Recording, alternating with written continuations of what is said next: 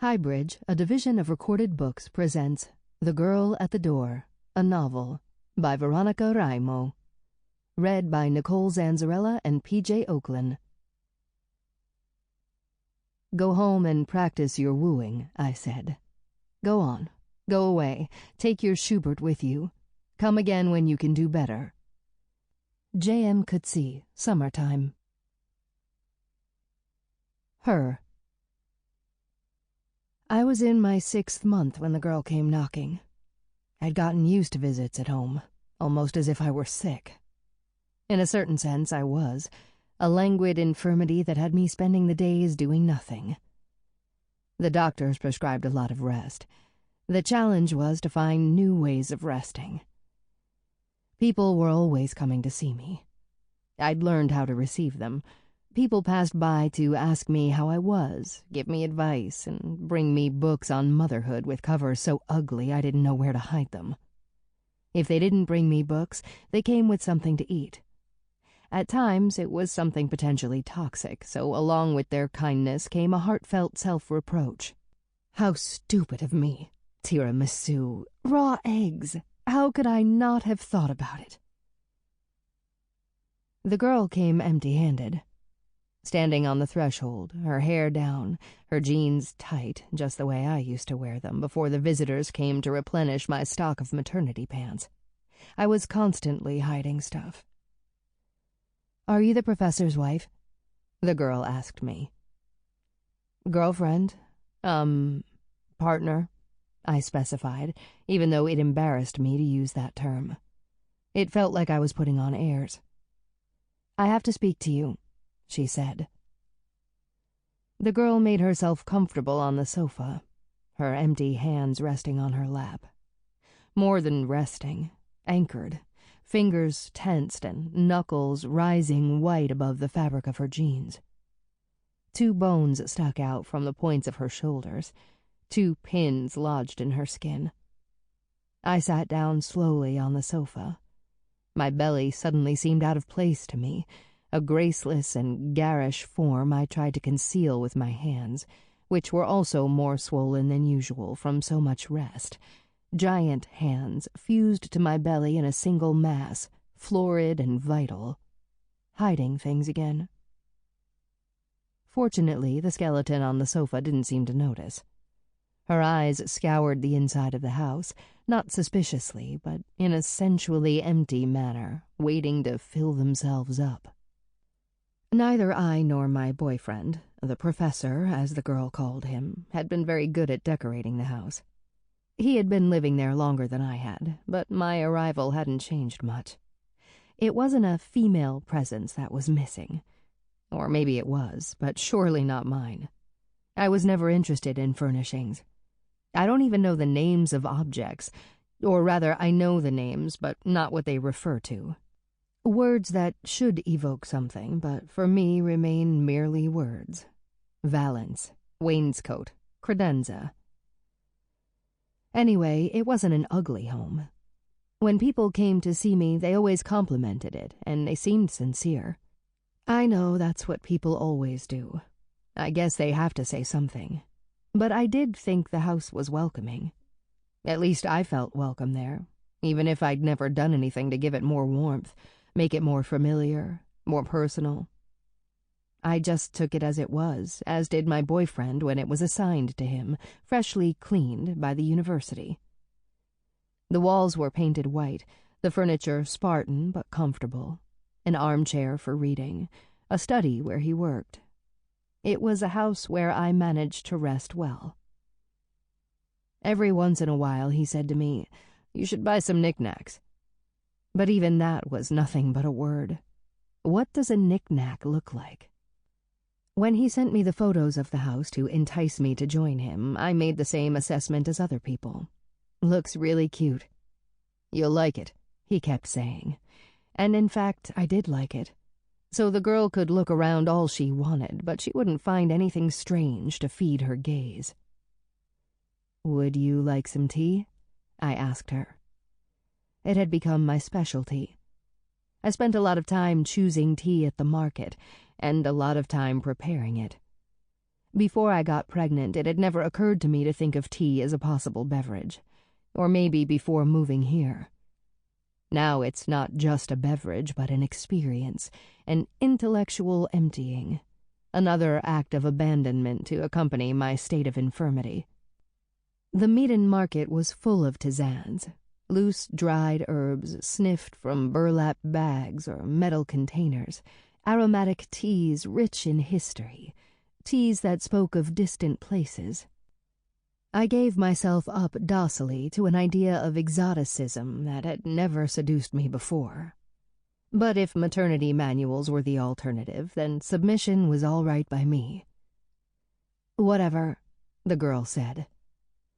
I prepared the tea, placed it on the table between us. "Is green jasmine okay?" I asked her. "Fine," she said. "Sugar?" "Okay." The girl's brusque manner was beginning to irritate me.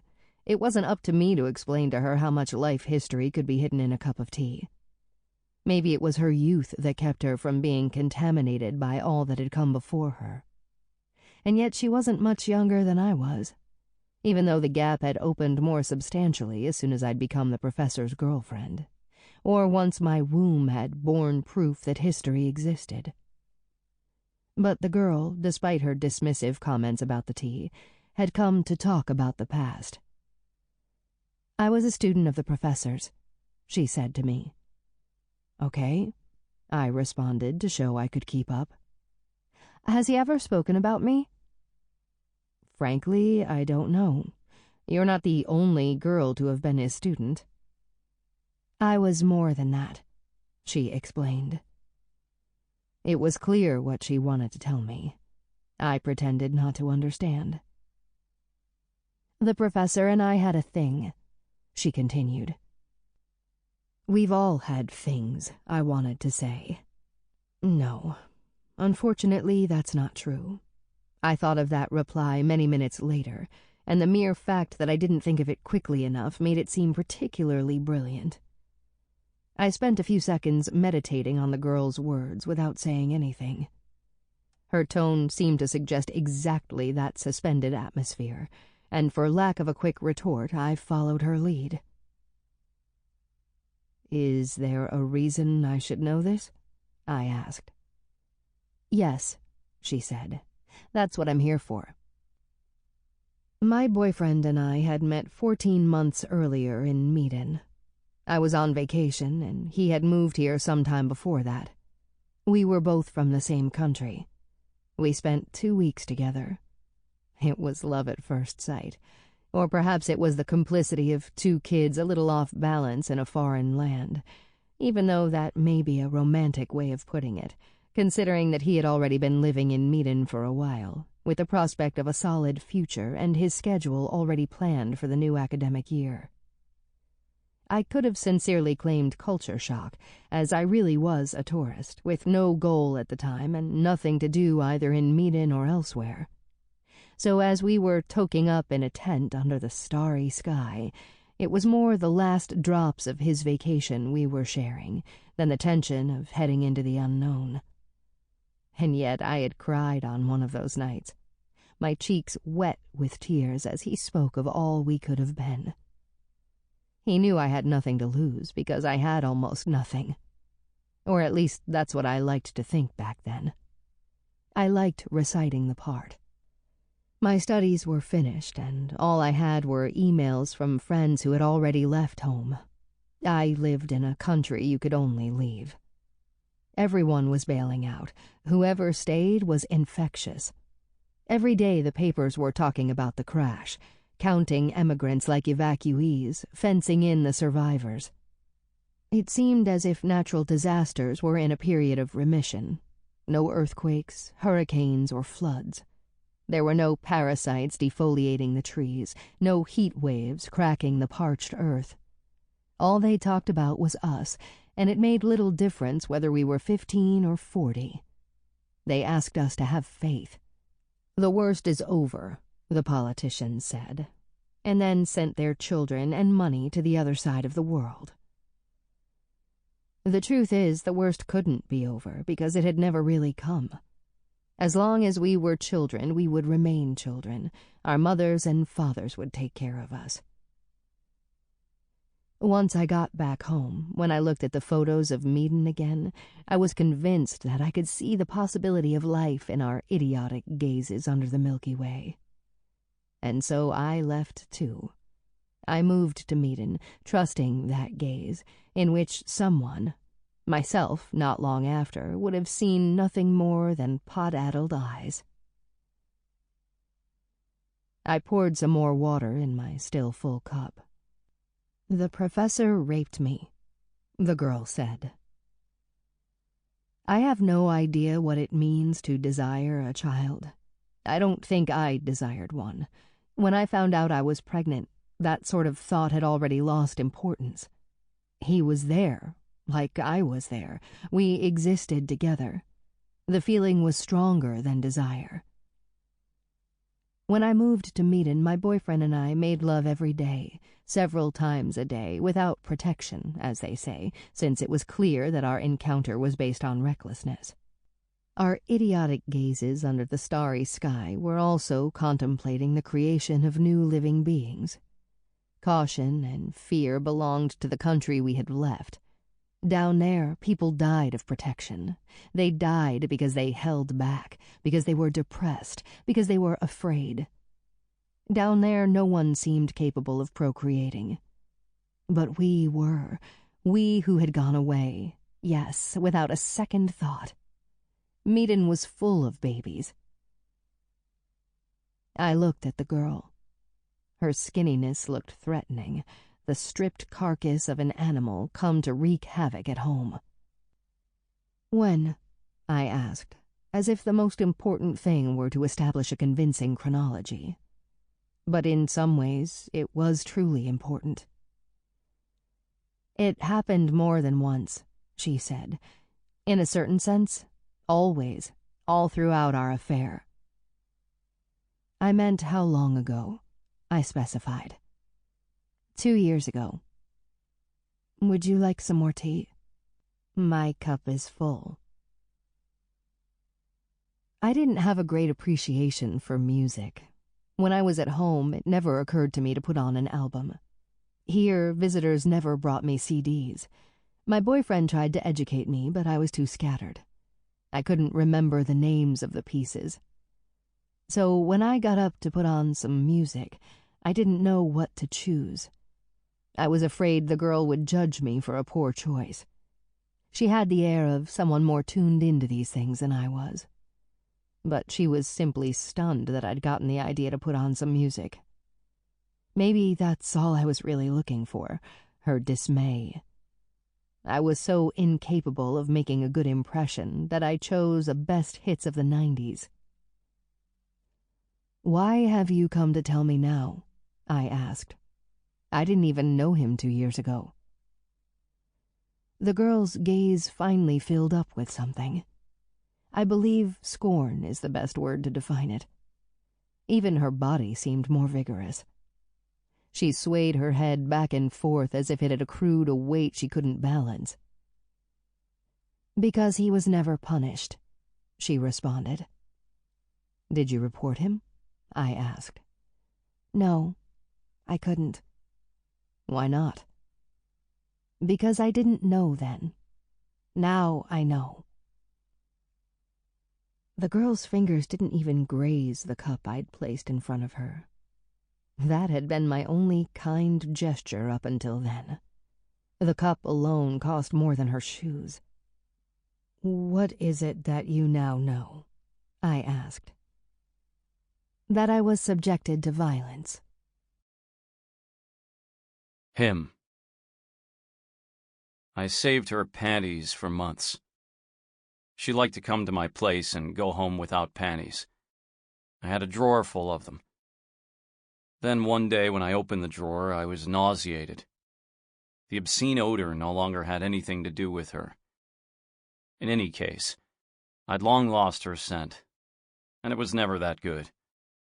But the rest of her tits, her ass, her legs. I still dreamt about the rest of her. I dreamt about her while I was banging my girlfriend, when I put my hand over her mouth so as not to hear her groan, because I wanted to hear the other girls' groans. In my head, I mean. And then the bitch showed up at my place one day with that absurd letter from the commission. And my girlfriend even sat there and listened to her. What the fuck, I said to her. We both left our own country because we wanted to be free, and you take this shit seriously? These are the consequences of freedom, she said to me. She'd started talking like this after she moved to Miden. She spoke in slogans, or she kept quiet, either totally emphatic or mute, depressed or hysterical. Even the pregnancy. One day she'd talk about the man he would become, the next day about the toad in her belly. It's not that she was much different when I met her, but she'd always been cheerful, even when she cried. We'd make love and she'd cry. I remember one time when we were camping out, just the two of us on the beach. We were stoned and she said to me, "Where am I going? I have nothing. Her head sunk, crying. But it was as if she were laughing. She was like a baby you needed to hug and console. I said to her, "What does it matter? You have nothing, good for you.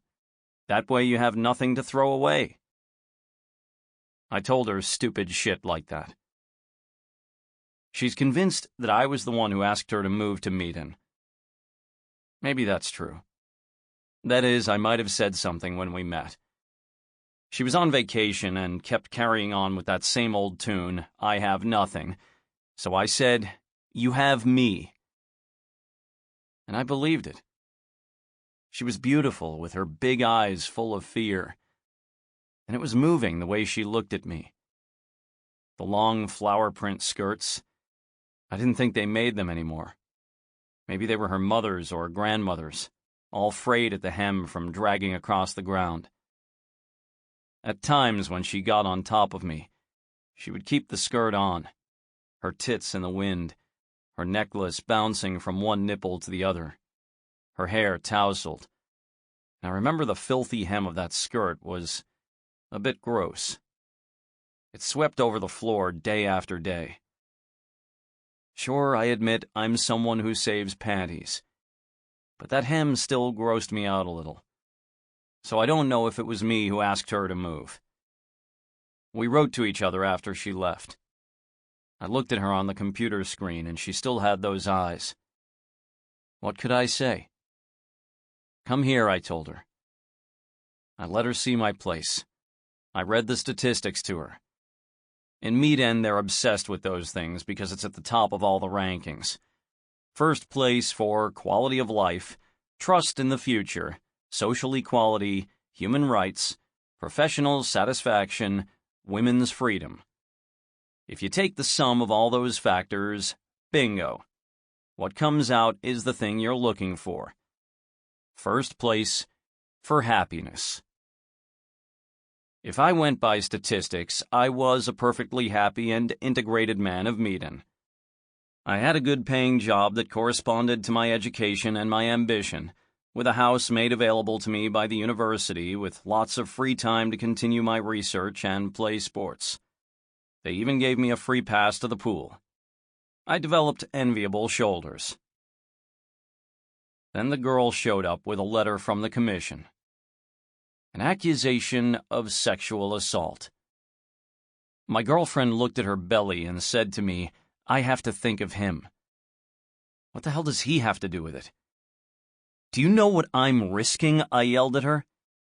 And she, as placid as she had learned to be, "Do you know what I'm risking?"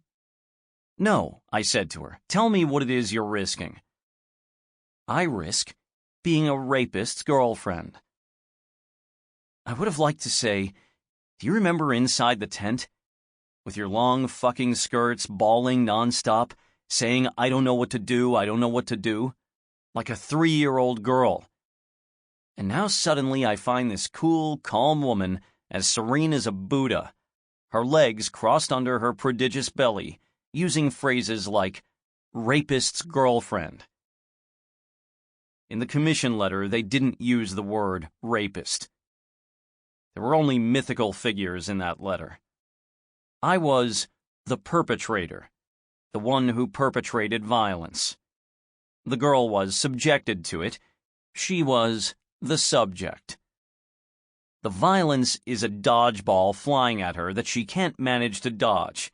But then 2 years later, she realizes she's covered in bruises. Where were the bruises before? She didn't even know she could get out of the way. Her. When I found out I was pregnant, the sky was white. The sky is always white in Miden, which makes it hard to give memory a background. But the light changes. That day the light was ugly. There were whole mornings that had trouble impressing themselves on my memory. What was left was only the feeling of that absence, the border between day and night crumbling. I'd spoken with someone at the market, but what did we say to each other? Were there any fish with eyes more alive than usual? A pumpkin I would have liked to buy?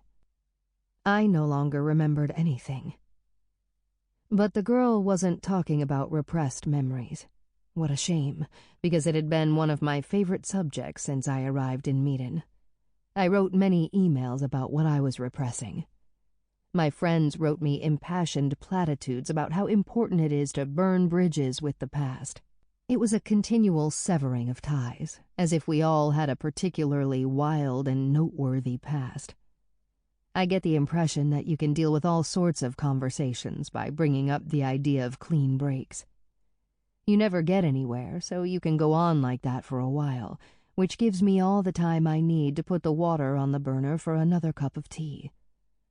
The fact is that the girl wasn't interested in talking about repressed memories, and she hadn't even taken a sip of her tea. "How did you find out?" I asked the girl. "I understood," she responded. "Okay, how did you come to understand?" "Thanks to the commission." Miden is organized by commissions. Many scholars come here to analyze the workings of the commissions. It had started with talk about politics from the ground up, telluric thrusts pressing against the bowels of the earth. This was after the crash, which, like every crash, seemed to have come from dizzying heights. My boyfriend hadn't participated in the creation of the commissions. He moved here later. "But you can still breathe that air," he wrote me in an email. There have been many airs I still haven't had time to breathe, other airs that disperse and consume themselves as I try to write this. When I arrived in Miden, the commissions already existed, and outside the commissions there was nothing. If you're a citizen of Miden, you're a member of a commission. If you don't want to choose one, then one will be assigned to you. I belong to organic pesticides. When scholars come to Miden to analyze how the commissions work, they breathe what's left of the air that preceded them, and they go back home with the same disappointed admission. It's a mechanism that can only work in a small community. The inhabitants of Miden are convinced that the reason lies rather in their DNA, a particularly virtuous and creative genetic structure. They don't know how to explain it any other way. The crash had brought whole countries to their knees, whereas Miden emerged from the deep waters with the splendor of a Venus. When I was thinking about writing an article comparing various approaches to the crash, the director of the department where my boyfriend works said, "We didn't roll up our sleeves. We chose to put on a new dress, more beautiful, without any stains." The inhabitants of Miden like to speak in images. Poetic inspiration is another characteristic of their DNA that they like to promote. At dinners, there's always someone who brings up the evolution of their stock from the time their ancestors recited sagas. They feel like descendants of the myth, like the gods are still there, watching them excitedly from the white sky. I see no difference between the scholar's conclusion and a purely genetic explanation. The commissions work in a small community, and Miden is a small community. One so jealous of its own DNA that outsiders like me are welcomed enthusiastically, as long as they don't go beyond the limits decided by the Welcome Commission. I never wrote that article about the crash, or any other. Since I've been in Miden, I've written only emails. The poetic inspiration has yet to contaminate my DNA, even though the emails were quite pretentious. Him. Having an affair with a student is never a good idea. There's a reason why it's always discouraged. In my defense, I can say that I was a young professor. Or, to put it more pathetically, a professor still cutting his teeth.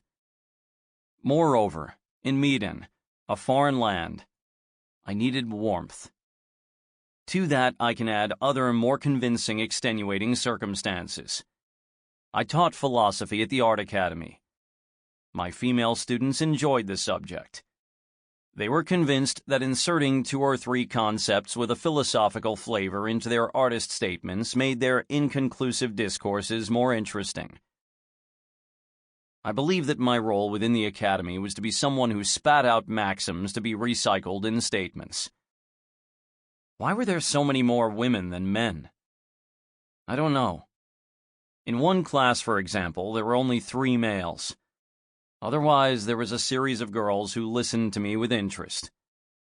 Okay, I fucked one of them. It was statistically almost impossible not to, never mind the warmth. But that wasn't the real mistake. The real mistake was to come to my senses and leave her. Once you start something that's wrong, you might as well do it to the end. These sudden assumptions of responsibility are farcical, and it's right to pay the consequences. But I thought I had paid them, because I missed the girl very much. In fact, I held on to her panties. She dropped my course, but I kept running into her at the academy. She wouldn't say hi. She would turn the other way. She'll get over it, I told myself. In the meantime, I kept dreaming of her. It didn't occur to me that maybe I wouldn't get over it. I hadn't realized I was in love with the girl until I met my girlfriend and fell in love with her. I don't know why the idea of loving 2 people at the same time seemed more appealing than one at a time. And I hadn't been in love with my girlfriend before realizing I was in love with the girl. All this would be inexplicable in front of the commission. Or at least it wouldn't be a very valid argument. In any case, yes, I'd done everything the letter said I'd done. Or rather, we had, because it takes 2. One time there were even 3 of us, the girl and another girl. Never any orgies, but that might have been better at this point. At least I'd have witnesses. Her. The girl handed me a letter from the commission and crossed her legs, as if the gesture had finally conferred upon her the status of an adult. She raised her cup, drinking her first sip of lukewarm tea. "Please, take your time reading it," she said. "Now?" I asked, suddenly feeling accused. "Yes," she confirmed. "I don't know if I'll be able to understand everything." "There's the version in the international language," she interrupted me carefully. I turned off the music and went into my room to read. The girl watched me go and gestured with her head in a way that could have signaled assent or compassion. The letter was 3 pages long. My boyfriend and I never had any problems talking about sex. In the beginning of our relationship, that was part of the excitement. I was more talkative than he was, though I tended to alter my voice. I either spoke in a falsetto like a 12-year-old or with a hoarse voice. Not that we said anything special. I would tell him about past experiences, more or less true, to make myself more slutty. Or I'd pretend it was my first time, or ask him to block my arms, blindfold me, or come in my face, stuff like that. He even wanted me to pretend I was one of his students. "So what is it that you mean by Newman?" he'd say. And I would look at him like I was totally vapid, and he'd play the part of the strict and perverted professor.